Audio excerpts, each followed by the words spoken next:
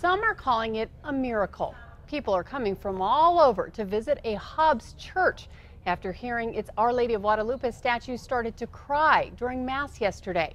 News 13's Elena Mendoza is live at the Our Lady of Guadalupe church with the story. Kim, people have been lining up all day and night to pray in front of this statue. They say hundreds have already been here and they're expecting many more. It is a miracle, nothing short of a miracle. Worshippers from across New Mexico and Texas are driving to see what many believe to be an act of God. We immediately came. We had to see this for ourselves. Alice Rivas heard about it on social media. She drove 40 minutes for the opportunity just to touch the statue and pray before it. You just get all jittery. I mean, you just cry, you know. I mean, I just couldn't help it but just tears. Parishioners say the tears started to fall on Sunday. You're never too prepared for something like this. What he did is he wanted to call the bishop from Las Cruces right away to know what he needs to do because he's never encountered anything like this. Father Jose Segura says parishioners noticed them after Sunday's noon mass. He noticed that a lot of people were coming up to Our Lady and started, touching her, and that's when everybody started noticing that she was weeping. Father Segura believes she's crying because of all of the recent violence in the United States and around the world. You can even get a scent of her presence. You can smell roses in her tears. I've got a tissue that I've taken and wiped on from her mantle. The faithful who witnessed it say it's nothing short of a miracle. I actually saw how she was dripping, and that's when I took the video. And it's just incredible. Marcelo Servin, who has cancer and lupus, also believes the Virgin has healing powers. Ever since I got here, for some reason, I've been good. I've been out of bed, doing stuff around the house. The father tells us the statue was built in Mexico and was on loan to the church. They will now try to keep it permanently. The Archdiocese of Las Cruces has been called in to investigate. Kim, back to you. Okay, thanks, Elena. It's obviously turned into a big celebration out there. The Archdiocese tells us the church treats investigations like this in a very scientific way. Those at the church tell us these supposed tears were soaked up at one point with cotton balls and preserved as part of that investigation.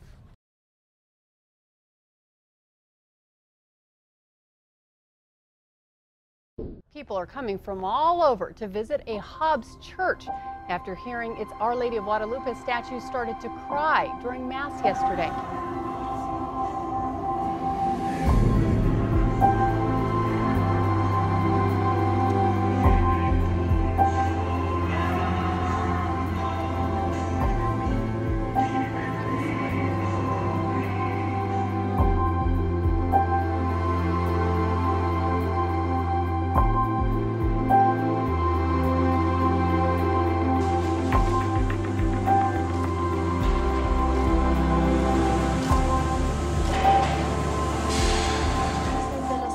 De cáncer en su cara, que a través de la intercesión de esta niña santa, nuestra Virgencita de Guadalupe, el Padre le ha concedido.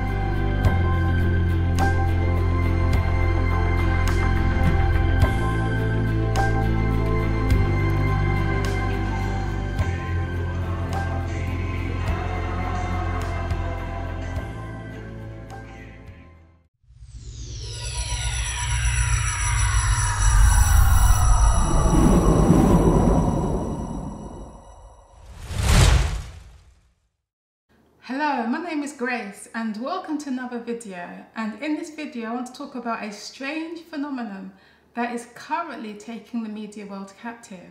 And this phenomenon is that there appears to be a statue in Mexico in the Catholic Church, a statue of the Virgin Mary that is apparently crying olive oil. And many around the world are coming to see this sight. Many are being converted, believing that this is a miracle from God. Now, I'd like to read an article. This is found in the Independent, where they're talking about this phenomenon. And you can find it in the Sun, in the Washington Post, all different newspapers. They're all talking about this miracle that appears to be taking place in Mexico. Now, this article states, inside a Catholic church in New Mexico, a 7-foot-tall bronze statue of the Virgin Mary appears to be weeping, according to church leaders. The sculpture, known locally as Our Lady of Guadalupe, is not crying human tears. An investigator with the Roman Catholic Diocese of La Cruz said her tears have the same chemical makeup as olive oil treated with perfume, a substance that when blessed would be chrism, a sacred oil used in the Catholic Church to anoint the parishioners. But church leaders say the rare occurrence has prompted people from all over the world for conversions, confessions, and to watch the statue of the Mother of God cry. Now this is what I find interesting. It's telling us that this rare occurrence has prompted people from all over the world to be converted, to go to confessions, and to watch the statue of the Mother of God cry. So this is a miracle that is currently taking place in Mexico. And many are beguiled, many are looking into it, trying to figure out what is happening, what does this mean? And as Christians, we also need to pay attention as well, because if this is from God, we need to take heed. If it's not, then we need to run the mile. Not just run the mile, but warn others that this is none other but a deception of the arch enemy, who can also do miracles. And we are told, according to the Bible, that before Christ's coming, he is going to work with great signs and wonders and miracles. So we need to be on our guard. So in this video, by the grace of God, we're going to test the spirits to find out if this is truly from God or if this is from the arch enemy himself, Satan. Now, there is a well-known priest, Malachi Martin. He's dead now, but he used to be a Jesuit. He still made commit to the Catholic Church, but he was once a Jesuit, and he wrote many books. One of his most famous books is The Keys of This Blood. Some of you may have heard about it. It's been published all over the world. Very well-known book. And in his book, he spoke about how the Catholic Church, the leaders, are expecting many miracles and visions to come from the Virgin Mary herself. And he's written about this in his book. An example of this, he states, Pope John Paul II is anxiously awaiting a potent worldwide Marian vision. That's Mary vision. Chaos is to precede this vision. Now the question needs to be asked is, why was John Paul II eagerly awaiting this vision? Why did he believe this vision? Why did he believe that Mary was soon to appear? Note that that Pope is dead now, John Paul II. But at that time, he anxiously was waiting for the vision of Mary that was to appear to the whole world. Now, why did he believe this? Well, you'll find that in 1981, there was an attempt made on John Paul II's life where he was shot. And he claimed what saved him was his button. And on his button, there was a picture of the Virgin Mary. And he believed that the Virgin Mary is what saved his life. And as he was recovering in hospital, he reported that he had a vision where the Virgin Mary appeared to him. And in this vision, she transported him back to the vision that took place on October the 13th, 1917. This is the Fatima Vision of October the 13th, 1917. Now some of you may be wondering, what on earth is this Fatima Vision that took place on October the 13th, 1917? Well, to go back into history, what happened is that during that time, just before that vision took place, which I'll speak about in a moment, but just before that vision, in March, I believe, or May, around that time, there were Catholic shepherd children that were in the field, 3 Catholic shepherd children in the field, and they claimed to have had a vision of Mary, many apparitions of Mary. And this took place in a place called Fatima, which is in Portugal. And when the Virgin Mary appeared to them, she emphasized that they continue to pray using the rosary. If you're not familiar with the rosary, it's the beaded sort of jewelry necklace that they carry. And within the beads, they say the prayer of the Hail Mary many times with the Our Father and so on. So she committed them to continue to pray using their rosary, and she gave them 3 distinct prophecies. Now what are these prophecies? Well, you'll find the first prophecy she gave was to take place on October 17th, 1917. This was the vision that John Paul II was transported to. And she told them that on that day, October the 13th, that there would be a miracle and that she would appear to the world to confirm her as the true and the Catholic Church as the true. So they were to await this miracle and warn the people around them that this was to take place. The second prophecy she apparently gave was that a prayer was what would end the Great War. That's the Second World War. And within that prayer, they will consecrate the Immaculate Heart, Mary, to Russia. They will ask Russia to consecrate herself to the Immaculate Heart. And the third prophecy is sort of like a mystery that has not yet to be fulfilled. Some say it has, some say it hasn't. We'll speak about that in a moment.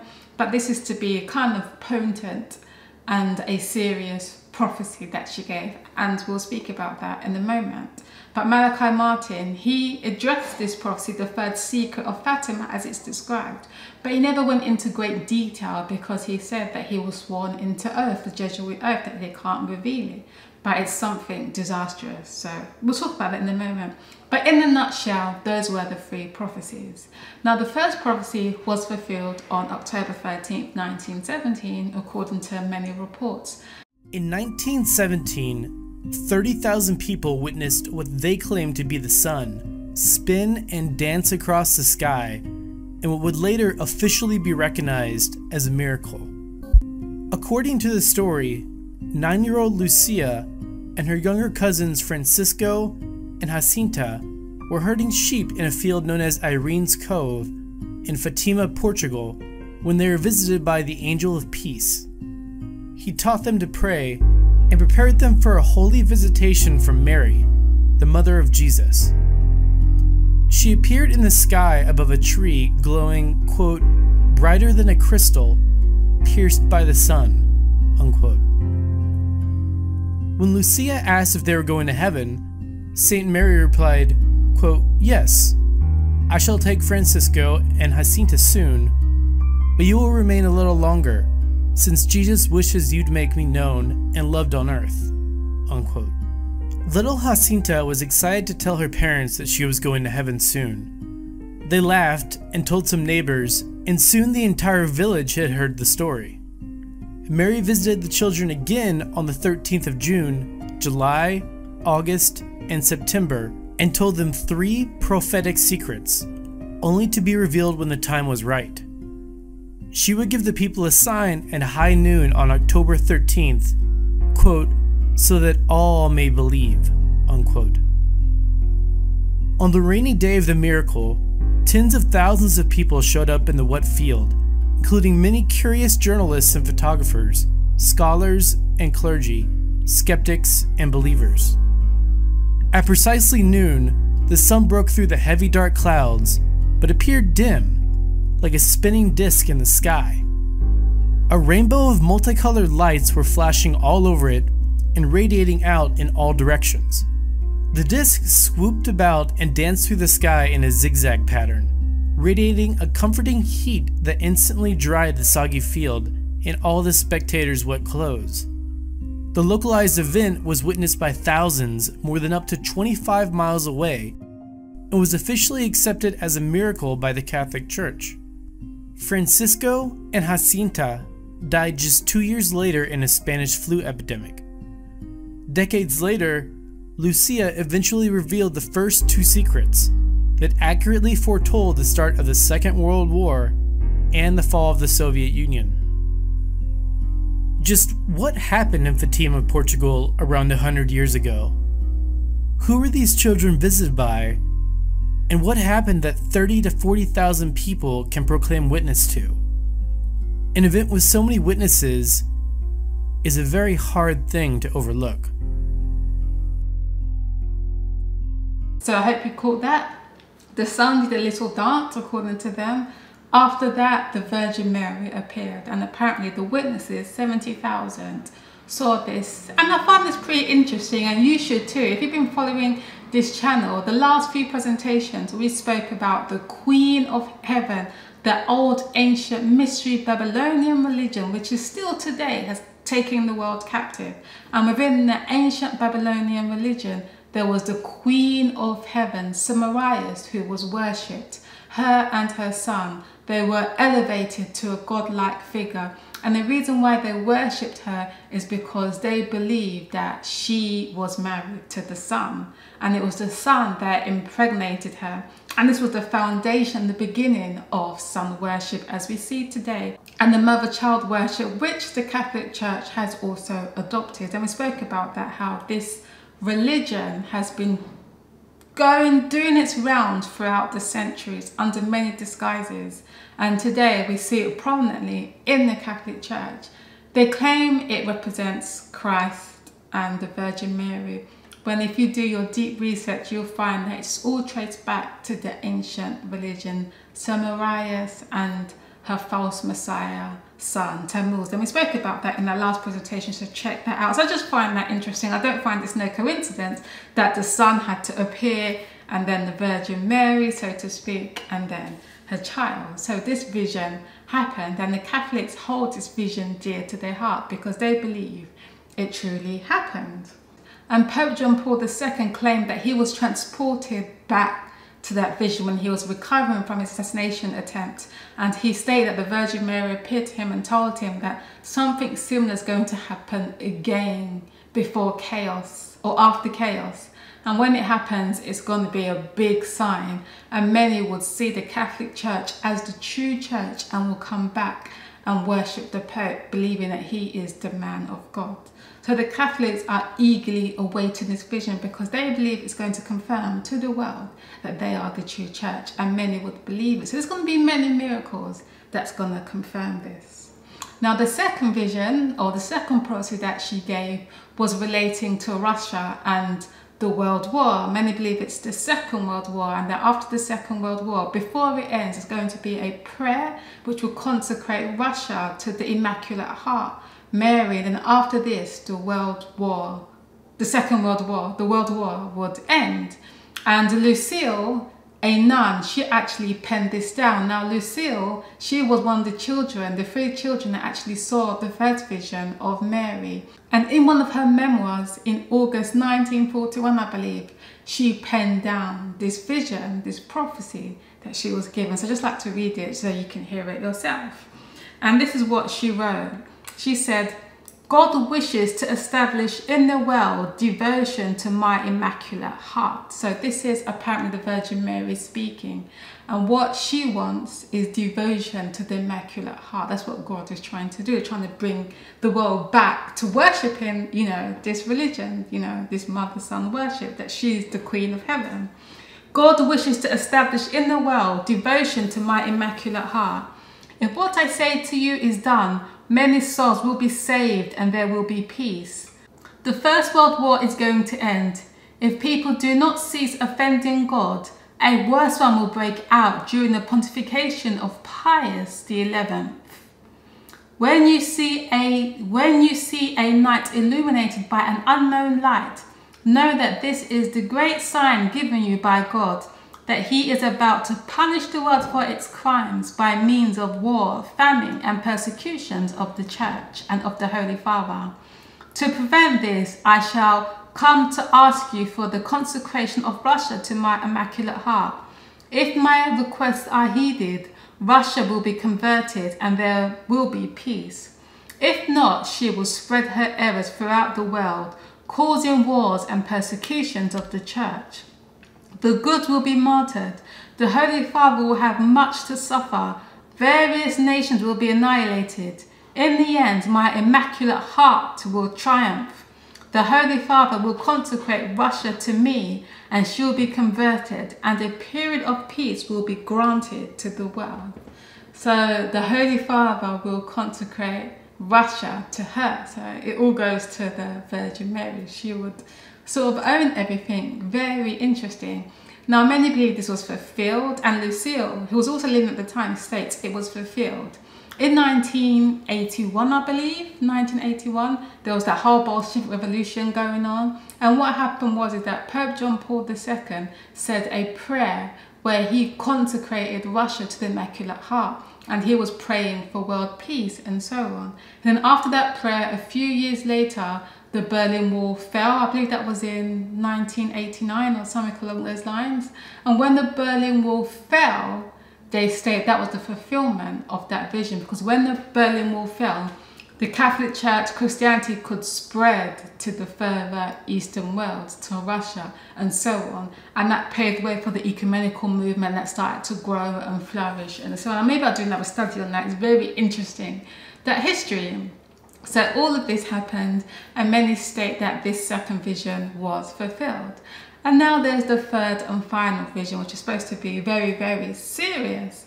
And Malachi Martin talks about this briefly in an interview that he gave, which you can listen to yourself. Yes, the Fatima secret is something that was written down by the person who received this secret information back in the 1930s and the 20s. And the person who wrote it down is still alive. Her name is Lucia, and she's a nun in Spain, in Coimbra. She's a Carmelite nun.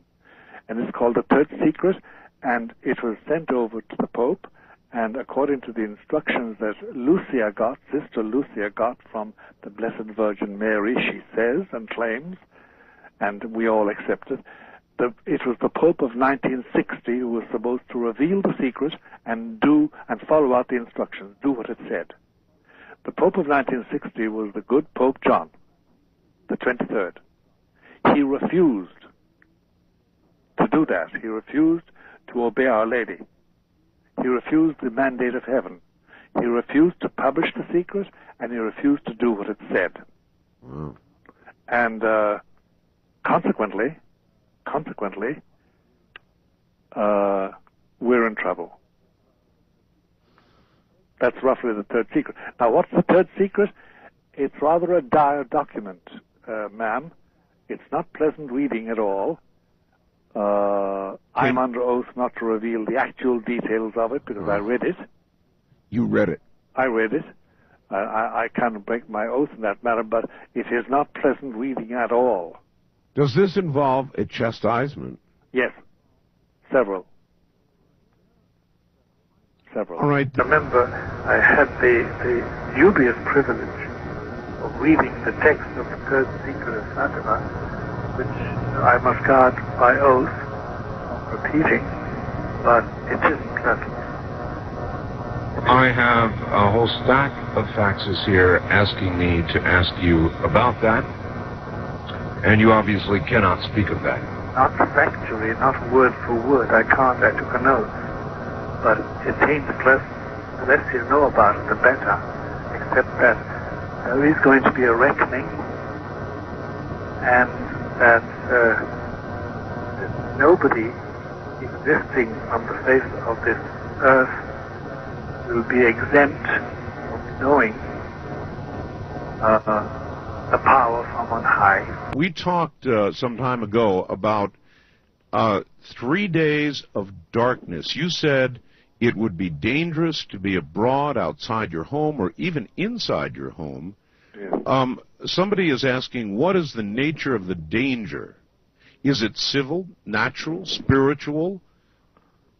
It is spiritual. Spiritual. Spiritual, yes. That particular prophetic fact, excuse my diction,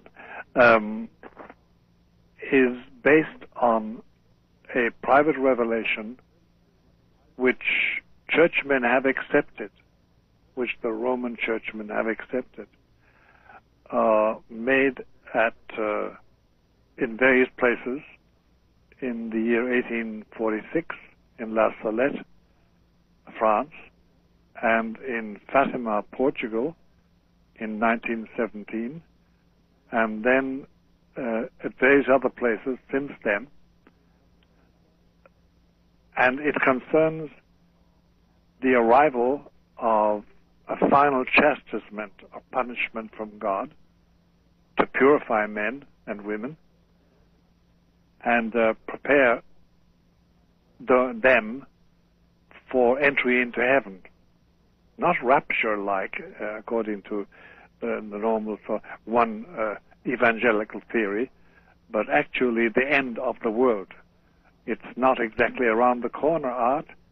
It's at the time when a figure called the Antichrist is abroad, and it's a very complicated issue, the whole thing, but the actual danger itself during those 3 days of total darkness over the earth, the dimming of the sun completely, and no light, it's a time when the last efforts of the demons to run our lives and to rescue, take souls away from the salvation that Christ has worked out.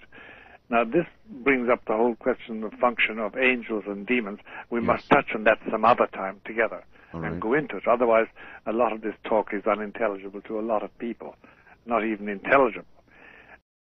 And it's interesting because he states that he is under oath, that he can't really give the inner details because he swore it into oath. So many are expecting this to happen around this time period, because when he said it, you heard that he said that it will be like within 20 years, and I think that time is around now. So many are expecting this to happen.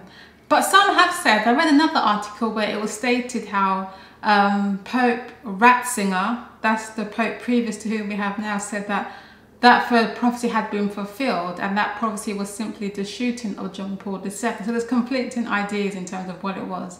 But you heard Malachi Martin yourself. They are expecting, you know, something grand to happen that would signify and prove, alongside this, that the Catholic Church is the true church. Also know what he says to confirm this in his book. He states, the force accompanying this vision will be so powerful, it will literally bring the normal activity of the world to a standstill. Men will be so moved that their consciences will cry out with fear. This vision is supposed to produce an unfolding chaos, along with misdirection and dysgramlium in human affairs. So he wrote that in the Keys of this Blood, that this vision which they are waiting for, you know, is going to be something that's serious. And the reason why it's going to be serious, he states, is because in 1960 there was an instruction given to the Pope of that time to make the third vision known to the world, the third prophecy. But the Pope didn't do that. It was sort of hidden in the Catholic chambers. And because of this, there's going to be judgments on the Catholic Church and so on until they repent, something along those lines, and then there's going to be chaos, and then, you know, this third vision with Mary and so on. And along with that, there are going to be other visions and miracles of Mary that's to confirm or to signify when this is soon to take place. And I believe it's no coincidence that many are now reporting what I just spoke about, of this statue now miraculously crying out. Olive oil, it's a miracle, you know, it's grabbing the whole world's attention. So the question needs to be asked, is this from God, friends? How do we know if this is from God or if it's from Satan? Well, the Bible tells us, to the law and to the testimony, if they speak not according to his word, there is no light in them. So we are to test the fruits of every miracle, every word one speaks, and see if it aligns with the Bible. Now, in the Bible, God has given us specific commandments. And one commandment, the second commandment, tells us clearly that we should not create any idols, nor bow down to them or worship them, because our God is a jealous God. It's an insult to him to make an idol and say this idol represents himself, or make idols of heavens and earths and so on, and worship them particularly. He tells us not to do that. Now the Catholic Church is full of idols, idolatry. Wherever you turn, you're seeing idols and they're bowing down to it, going against God. So my question is to you all, can God seriously use such an abomination, which he describes as an abomination, to give a message to the world? So this statue, which is an abomination in the sight of God, God hates idol worship. Read the Bible yourself. He hates it with a passion. So you can't tell me that God is gonna give a message to the world through something which he clearly despises in his word. Friends, it makes no sense. this vision or what's taking place there cannot be from God. Now, don't doubt, it could be a miracle that's truly happening, because the Bible tells us that before Christ comes, Satan's going to do miracles, amazing signs that we have never seen before. So I don't doubt that these things are not of the supernatural, but we need to remember that there are two opposing forces. There's God and there's Satan. And according to the word of God, what's taking place there cannot be from God. In the Bible, 2 Peter chapter 1, we are told, know this first, that no prophecy of the scripture is of any private interpretation. In terms of the coming events, God has laid it out to us clearly in the Bible, and it's not of private interpretation. There are some who like to say, oh, you need to go to this man here to understand the Bible. You need to go to this person here to understand the Bible, when that's not the case. The Bible is simple. I'll speak about that in a moment. It's not complicated. It's we like to complicate it. The instructions are simple. But what happens is that man likes to turn it around to give glory to himself, to exalt himself. So the Bible tells us that prophecy of the scripture is not of any private interpretation. For the prophecy came not in the old time by the will of men, but holy men of God spake as they were moved by the Holy Ghost. So now the Bible describes these men who gave the prophecies as holy, and to be holy is to be Christ-like. And Christ walked this earth for about 33 years as a perfect example. And do you see him bowing to idols? Nothing like that at all, or teaching false doctrine or errors. No, he didn't do that. Yet we know the Catholic Church is full of errors. So we know that whatever they tell us, don't believe it. Take it with a pinch of salt. It ain't from God. It's another spirit that is moving them.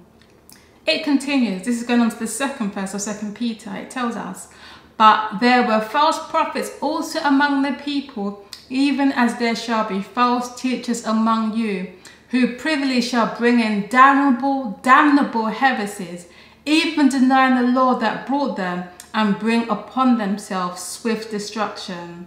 And many, this is the sad thing, and many shall follow their pernicious ways, by reason of whom the way of truth shall be evil spoken of. So I've done many presentations before, speaking about false prophets, false messages. The time is ripe. It's going to come from the Catholic Church. It's going to come from within. This is the time where delusions are going to go, when delusions are going to happen, and it's going to go crazy. We haven't even seen nothing yet. This is the start of it. End time delusions. And in order to escape these delusions, we need to know the Bible. The Bible, as I mentioned, is so simple. The word of God is so clear. Clear instruction in terms of how we should live. But what happens? Man comes along and likes to turn things around to fulfill their own agenda. No different to the Catholic Church. What does God say? Don't make idols. What do? Create idols and call the whole world to worship these idols. What does the Catholic Church? Pray to Mary. She's the mediator now. But what does the Bible tell us? There is one mediator between God and man, the man Christ Jesus. But now, as you've seen, according to their writings, Mary, the so-called Mother of God, has now taken this place, and they are to pray to her, her immaculate heart. That's a strong terminology. In other words, they're saying she is perfect, she is righteous, when there's none righteous, no, not one. But this is how they see things. Not only that, there is no evidence that Mary is even in heaven, because the Bible tells us when you die, you're sleeping, you're resting. But the Catholic Church have stated that Mary is in heaven. Obviously, that's why she's given these visions, even though the Bible, it contradicts what the Bible clearly tells us.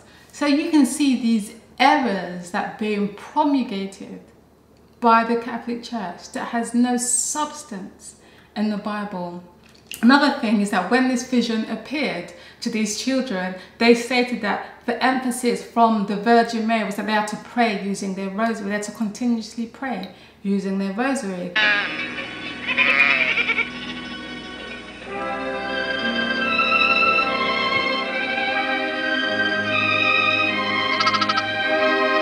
What are you looking at?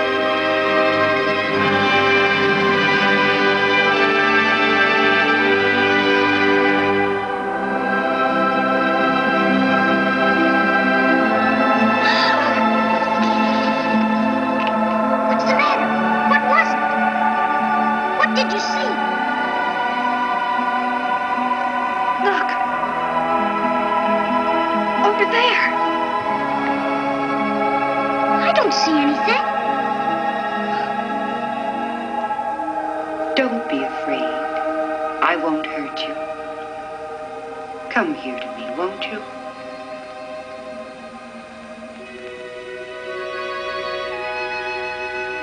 Come closer.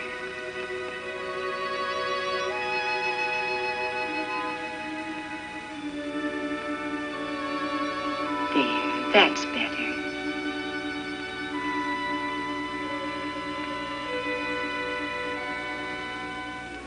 You're not frightened now, are you? No.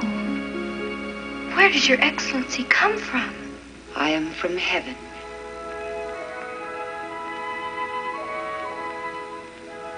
Who are you talking to, Lucia?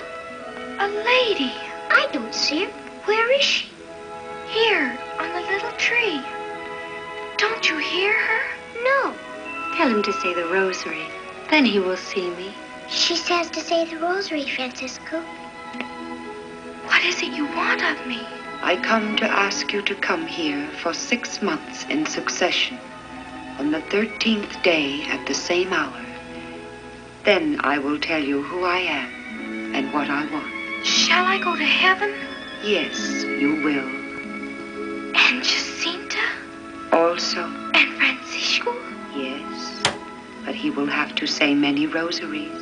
Lucia, I can see her now. I see her plain. Do you wish to offer yourself to God, to endure all the suffering he may please to send you, to help atone for the sins by which he is offended, and to ask for the conversion of sinners? Shall we? Yes, we do. Yes, my lady. Then you will have much to suffer, but the grace of God will be your comfort. My God, my God, I love you in the most blessed sacrament. Say the rosary every day to obtain peace for the world and to end the war.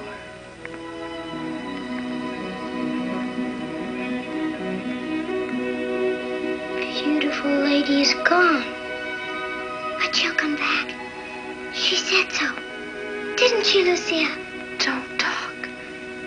It's too wonderful. When the Bible tells us we are not to use vain repetition like the heathens do. And with the rosary, it's vain repetitions where you are holding the bead and you're saying the Hail Mary over and over again, the Hail Mary prayer over and over again, alongside with the Our Father. Vain repetitions. I know this. I used to be a Catholic. I tried doing this once, you know, thinking it made me righteous and all that nonsense. So, you know I've been there, done it. But that is what's being promulgated, and we see it goes against the word of God, because the Bible tells us we are to pray using vain repetitions. And that whole practice, Father, Son, Holy Spirit, all of that stuff, you do your research, it's all paganism, some worship. It all goes back to the worship of the Queen of Heaven. That's really what's going on. That's really what's going on with all of that nonsense that they're talking about. So I'm just saying this, I'm doing this video, guys, because we need to be on our guard. Don't be deceived. We are in the times of deception, serious times, and we cannot take it lightly. Now, another thing is that we can look at what's going on there with the Catholic Church and somehow think we are immune to this. But we need to recognize that Satan has an innumerable amount of deceptions for the Christian world. So many of us may recognize that. Look at what's going on with the Catholic Church. Look at what's going on with the Catholic Church and recognize it as a deception, which I'm sure many of you do. Many of my viewers already know what's going down with the Catholic Church. But we fail to realize that Satan has different delusions. So even though we may understand that delusion, it doesn't mean that we are not under another delusion. I can speak for myself. Looking back at my experience as a Catholic, even as an Adventist, the first 9-10 years of my faith, as an Adventist, I can say I was deluded. Why? Because I was following men. I put my trust in men who I thought were, you know, being led by God, you know, who were being chosen by God, only to realize that these men are actually being led by Satan, you know. And it's only when I began to read the Bible for myself and just take the word as it is, I was able to realize this. I'm now coming to a point where I'm just finding myself again, like, Lord, you know, help me. You know, these are serious times. We are in deception. So don't even think for a moment you are immune from the deceptions of Satan, or you know everything. I've come to realize that those who seem to think that they are in some elite group, have an understanding of the prophecies and so on, those are the ones that tend to be even more deceived, even under a more dangerous delusion, because they think they're all right when they are all wrong. And I used to be one of those individuals, I can confess it, you know, but it's taught me how we are not safe for a moment, a second without prayer, if we truly understood the great controversy and what Satan is planning right now in darkness. This is so serious, guys. Satan managed to deceive 1/3 of the angels and they were perfect. So what does it say for us? 6,000 years down the line from this earth's history, degenerate. Look at the foods we're eating. Our mental capacity is dwindled. How can you think for a moment that we are okay? You know, if we are not constantly daily humbling ourselves, weeping before the foot of the altar to Christ, to ask him to help us, we are going to be overcome. That's how serious it is. Look how Satan operates. He always uses instruments. In the time of Eve, God gave Eve clear instructions, Adam and Eve. Don't eat the fruit. Ain't difficult, don't eat the fruit. What did they do? What did Satan do? Turn the word of God into a lie. Deception. Error mixed with truth. One of Satan's greatest weapons. Error mixed with truth, to the point where Eve believed him and fell for it. Many great men have fallen for Satan's subtle delusions. Look at Solomon, the wisest man on the earth. Look how Satan got him. So I'm just using this as an example to not think you are immune from deception because you understand certain points of truth, or because you're in a particular denomination or in a particular group. It goes deeper than that. Satan is working with great, marvelous deceptions in the Catholic Church, in the Adventist Church, in present truth, in apostate Protestantism. He wants the people of God, and he knows his time is short, and that's how he is working. And as I mentioned, he always uses instruments. A common denominator you'll find is that men, we take our eyes from God and we start to look to man. We see David Koresh, the whole David Koresh scenario. What happened? The people are looked to him as God. It always comes to a point where a particular man will elevate himself as God and the people would follow it. You see it with the Catholic Church, the Pope. You see it with a lot of these offshoot ministries or these groups. There's always someone that is elevated to a godlike stature whom they believe is the voice of God, and they can somehow twist and turn words of God. And the people are so dumb, they just fall for it. You know, so we see David Koresh, we see it with Jim Jones. We also saw it with another scenario, which is currently happening now, a man in Serbia, I believe, who claims to be Jesus. And he's got thousands of people following him. You saw the documentary of that guy, I've forgotten his name, but you saw how all the people look to him as God, to the point where he is sleeping with their wives and so on. Their minds become so messed up. You see these things happening, friends. And what happens? Why does it happen? Because the people, rather than following their conscience or simply just reading the Bible, taking it as it reads, simply, it's not written for the elite, it's written for the common people, but they stop reading the Bible and they start to delve into man's theories. Then they get caught up in these delusions. You know, it was the same thing with the whole Future for America scenario. I was in it. I see the people who are in it. You talk to them, they don't know their Bibles. They can't even give you a study using their Bibles on the simplest of Bible truth. They are caught up in all of this confusion, hypocrisy, elevating man, beguiled. It's no different. That's how it starts. Then they start to seclude themselves and they look at the church as evil and they are righteous and they are holy. You see the same pattern over and over again. It's the same pattern. But for some reason, we just seem to like fall for it. You know, it's crazy. So I'm just saying these things, guys. We are in the times of delusions. It's rampant. And the only thing I can tell you is study your Bible. If you don't understand something, go to the Lord and say, "Don't understand." Don't just blindly follow. How you know you believe something is if you are able to teach it to someone who doesn't understand it or doesn't believe it, or to someone fresh. We are also called to be social beings. Not even John the Baptist completely isolated himself. Yes, he spent time at the wilderness, but he also had the burden for his people where he went out to go and share the truth. You know, you see this consistently with those who genuinely were God's people. They have a heart for souls. And you'll find a common denominator of the way Satan works is seclusion, isolation, and then attacks on others, claiming to read people's hearts and minds and being elevated to a godlike structure. It's just the same signs over and over again. So I'm just saying to you guys that, yeah, we can see this in the Catholic Church. I'm sure many of you can see it now. But don't think that you are immune from this because you ascribe to a particular church or to a particular denomination. No, that's not the case at all. Serious times, and it requires serious prayer and serious humiliation of heart. Because the delusions are now underway, and they are going to get stronger and stronger. And it's only those who fortify their minds with the word of God that are going to be able to stand these many, many delusions.